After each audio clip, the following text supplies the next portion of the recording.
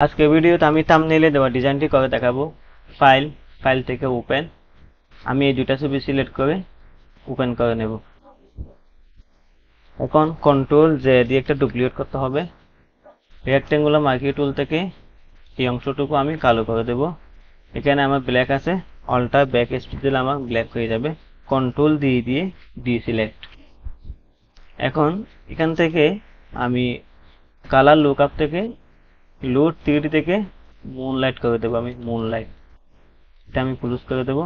আবার যাব এখান থেকে হিউ এন্ড স্যাচুরেশন, এটা আমি একটু ব্ল্যাক করে দেব। একটু এদিকে আমি এভাবে রাখলাম, এটা ক্লোজ করে দেব। এখন আমি এখানে ওয়ানে ক্লিক করব। টাইপ টুল থেকে ওয়ান, আমি মুভ টুল থেকে কন্ট্রোল টি, আমি একটু বড় করে নেব। এভাবে আর একটু বড় করে নেব, এভাবে রাখলাম, এন্টার। এখন আমি এই ছবিটা আবার ডুপ্লিকেট করে নেব। এটা আমি সবার উপরে রাখবো। রাখার পর আমি টাইপ টুল থেকে কন্ট্রোল ধরে এখানে একটা সিলেক্ট করব। এখানে এসে রাইট ক্লিক, ক্লিপিং মাস্ক, এই যে আমার হয়ে গেছে। কন্ট্রোল ডি দিয়ে ডিসিলেক্ট। আমি আপাতত এটা হাইড করে রাখবো। রাখার পর আমি ফ্যান টুলে যাব। ফ্যান টুল থেকে এই অংশগুলো আমি সিলেক্ট করব। এভাবে এভাবে এভাবে সিলেক্ট করবো। আমি এভাবে লেগে দিলাম, কন্ট্রোল এন্টার। এখন সিলেক্ট থেকে মডিফাই থেকে ফেদার আমি 6 দিয়ে দিলাম। ওকেতে ক্লিক করব।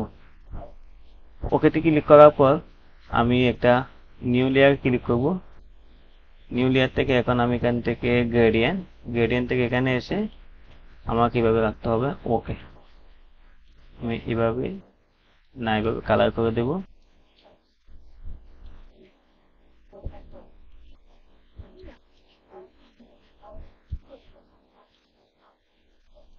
তো বা এভাবে, আচ্ছা, কন্ট্রোল দিয়ে ডিসিলেক্ট। এখন আমি এই লেয়ারে আসলাম।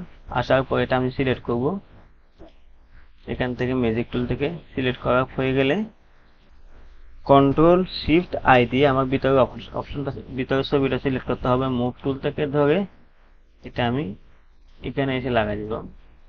কন্ট্রোল টি দিয়ে সিলেক্ট, এটা আমি ছোট করে নেব।